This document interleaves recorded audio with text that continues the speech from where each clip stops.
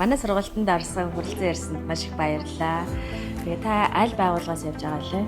Би говийн манд тусгай гашмарын үйлдвэрээс явж байгаа.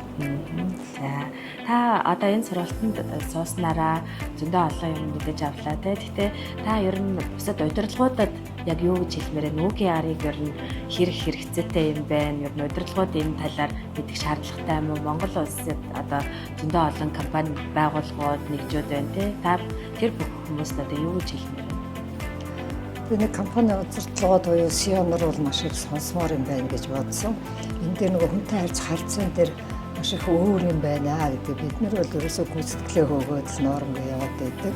Тэгтэл байгууллагын удирдлага ажилтан хоёрын харилцаан дээр маш их том өөрчлөлт гарч иж энэ ажил явах юм байна гэд үгүй ард одоо оролцсондоо бүр маш их баяртай байгаа. Тэгээд ажилдаа очиод бас энийг хэрэгжүүлнэ гэж бодож байгаа.